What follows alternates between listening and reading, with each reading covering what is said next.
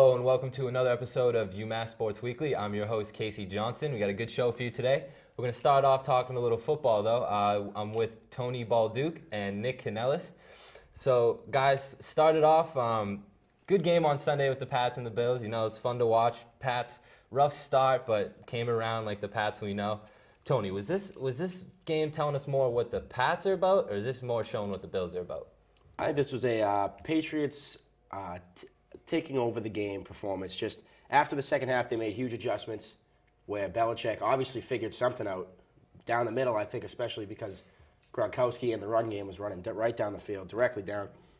And I think he realized that, made halftime adjustments, and then the Bills couldn't contain them. I mean, Brady had 340 yards and 3 TDs, 1 rushing. So they had 4 rushing TDs total. I mean, they couldn't stop our run game at all. And I mean, that does have to do with the Bills being not as good of a team, but I think the Patriots were just dominant after the second half. They figured out what they were doing. They figured out Fitzpatrick. He had 4 picks. I mean, the defense stepped up. I think it was more the Patriots than anything. Well, the thing is, I feel like, yeah, it was the win for the Patriots. Obviously, a big win, but I mean, I think we expected that from the Patriots. I mean, they were obviously going to respond. They lost 2 in a row. I think it tells you a lot about the Bills, and that the Bills are still the Bills. I mean, look what happened last year. Fast start, you pay Ryan Fitzpatrick, all downhill from there. Well, guess what? 2 wins, now they're 2-1, have a chance to knock off the Patriots and really take control of the division. They lay an egg in the second half. This is the typical Buffalo Bills. Look at Mario Williams, 2 tackles on the game. The guy's probably the most overpaid player in the league right now. Yeah. It is absolutely a joke. The Bills, they're the Bills. They'll have a decent season. I'd say about a 6-10, 7-9 season. But this tells you just how bad the Bills are. Look at their scoring opportunities. I mean, in the first half, the halftime score was 14-7. Both of the Bills' scores came off turnovers. Patriots fumbles, which is obviously very uncharacteristic of them. But the Bills capitalized on turnovers, and that was it. They couldn't generate their own offense, and they have a chance to go up 21-7 at halftime, and what do? They cough it up at the 1-yard line. So I think this tells you all about the Bills, that the Bills aren't for real, and that they're not worth all the hype just because they signed a linebacker after a below 500 season last year. And this definitely shows that the Patriots are back to their Patriot ways. I mean, you see Brady slinging it. That's a great thing to see. And the Bills, like you said, too, the Bills, they're not that good of a team. They haven't been for a long time. And both of those showed last game for sure. You got something to say? No? Yeah. The thing is, I just think we knew the Patriots were going to win this game. I mean, Brady's 17-1 against the Bills in his career. He wasn't going to lose in Buffalo again after last season's debacle. Yeah. It's just one of those things. The Bills showed they're not ready yet. Yeah.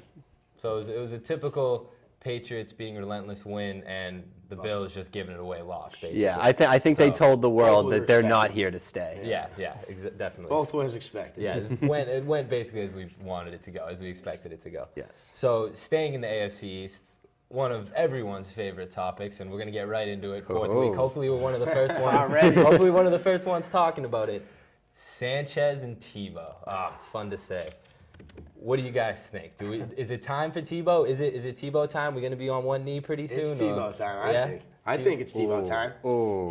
He lost last game. They lost 34-0. That's terrible. Like, you didn't score a point. That's pretty bad as an NFL football team. You have Mark Sanchez as your starting quarterback, who's 30th in the league in passer rating, which is there's 32 quarterbacks in the league. So he's only better than 2 quarterbacks, which is pretty bad. It's pretty good math. Pretty bad. Pretty good math. You see that. But so that's another reason why Sanchez needs to come out of the game. I mean, and now he has no Dustin Keller. He's got no Santonio Holmes. They're going to have to change their whole offense. Tim Tebow's going to be running the ball. Who would you rather have running the ball? I want Sean Green running the ball from the Jets. Okay, but who would you rather have handing it off to him? Mark Sanchez. No way. And you want to know why? Let's hear it. Why? Because Tim Tebow is not a quarterback. The guy is not a quarterback. This guy is friggin' I shouldn't say that. He is 1-4 in his last 5 starts. He has lost 4 of his last 5 starts, and everyone, all they want to say is all he does is win. No, not all he does. He wins more win. than Mark Sanchez. Let's think of some of the wins he had last year. So he beat the Dolphins in overtime last year. He beat the Chiefs with 2 completions. A quarterback should not win a game with 2 completions. You're saying wins. All you're saying is wins. And so you're going to say that Tim Tebow is the reason why Matt Prater made a 59-yard field goal against the Bears to tie the game. Crazy things happen. That is a low percentage kick. Got him there. He got him to get a 59-yard field goal, you know? All right, now what are the odds? I don't know the specific statistics, but what do you think the odds are that a guy makes a 59-yard field goal? You saw Lawrence Tynes on Sunday night miss 2 54-yarders in a row. Probably better than someone hitting a 62-yard field goal, but you know what? Tebow got those extra 3 yards.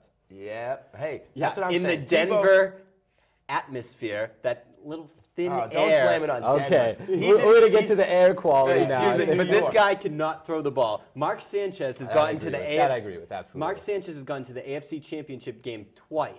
I mean, his defense has. The guy threw for over a 60% completion percentage in the postseason those 2 years. This guy has a winning record in the playoffs, and the guy he's not fantastic.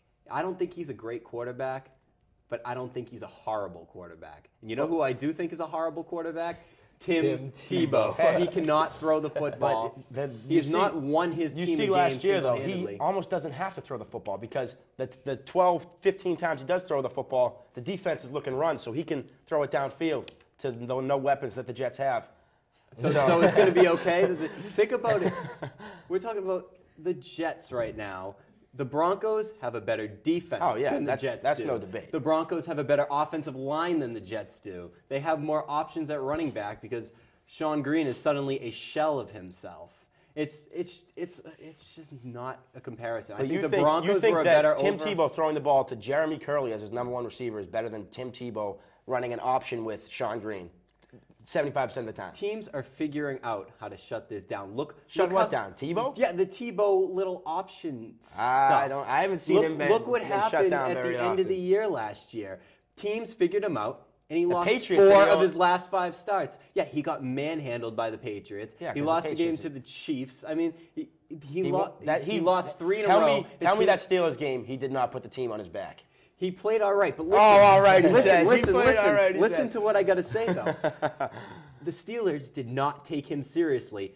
Dick LeBeau decided not to show up and just have his team play man coverage on all the receivers. And any NFL quarterback should be able to hit a guy in man-to-man coverage. He made the NFL. I don't think he's an NFL quality quarterback as in a starter.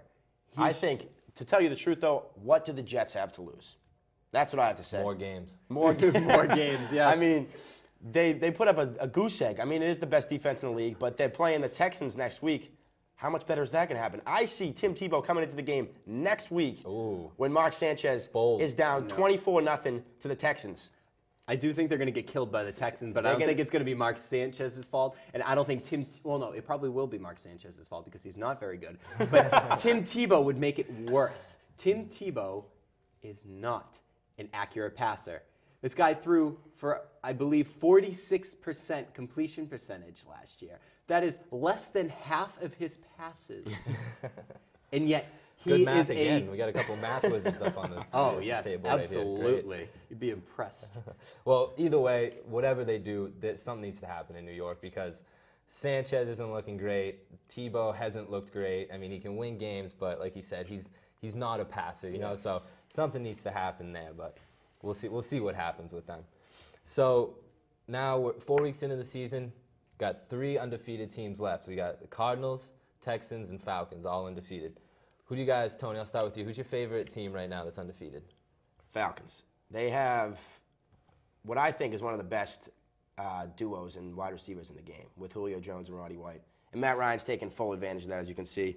He's got the best quarterback rating in the league by, I think, 10 points over Roethlisberger, so he's tearing it up. He's spreading the ball around, too. He's got 3 touchdowns to Jones, Gonzalez, and Roddy White, so he's throwing it to everyone. The only thing that the other 2 undefeated teams have over them, though, is their defense isn't as good. I mean, they have Jonathan Abraham and they have DeCowd, who has 3 picks, but I mean, other than that, they don't really have any standout players, but they still have that dominant offense. And I think if you look back at the past teams that have won the Super Bowl, with the Packers, the Giants, the Patriots, it's a gunslinging league. The Super Bowl comes down to, usually, from what I've seen the past years, a game-changing play by the quarterback and the offense. And I mean, Matt Ryan hasn't proven that he's a playoff player yet, but I think this year looks like the year. I mean, you saw the Panthers game. Starts the drive on the 1-yard line under 2 minutes, and he bombs the ball down to Roddy White. Great throw. I mean, they're looking really good.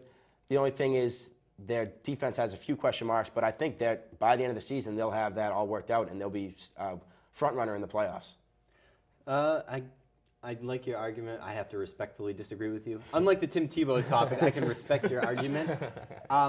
You think about this Texans team. This is a team that won a playoff game, got to the division round, and hung around with the Ravens with a third-string quarterback.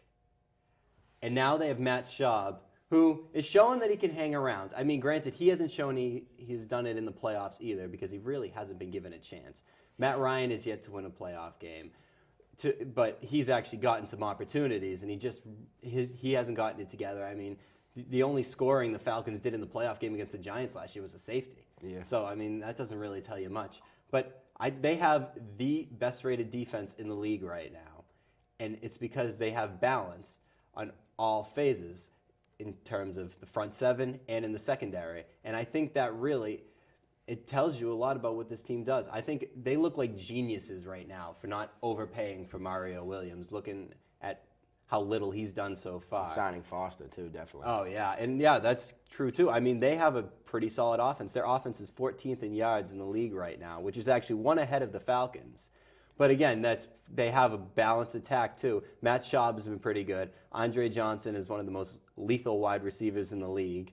And they have a typically reliable running game in Arian Foster. The thing that the Falcons have over them is, I think, well, you can't assume injuries, but I mean, the Falcons have a much healthier team than the Texans. Mm-hmm. Looking further down in the season, because in the past year, Schaub's gotten hurt. Foster started the year on questionable. Mm-hmm. Andre Johnson's been banged up. But, I mean, the Texans are definitely a very good team, too. I mean, they're both going to be front runners going into the playoffs, I think, too. I mean, their defense and offense is both too strong in their balanced attack. Teams don't know what they're going to do against them, so. Yeah, I mean, I understand what you're saying, too. If you're giving the ball to T.J. Yates again in the playoffs, then I think that changes my perception completely. But this is obviously barring injuries right now. I think they just have too much balance in all phases of the game right now. Both teams do, I think that's why they're 4-0. They're standing out in the league completely. Yeah, I understand what you're saying completely. I think you're right in that category. There's a lot of balance, a lot of depth right now. I almost feel bad for the Cardinals that we haven't brought them up at all. I was going to say, no love for the Cardinals, not even a mention. I think they still need to prove us a little bit more before they can show us anything, to be honest with you. So, 2 solid contenders left. We'll see how they finish out the rest of the season. See if either of them can maybe hang on to that undefeated record. It doesn't always mean much, though. That's true. That's very true. Guys, appreciate your time. Thanks for joining me. We'll be right back to talk a little MLB, so stay tuned.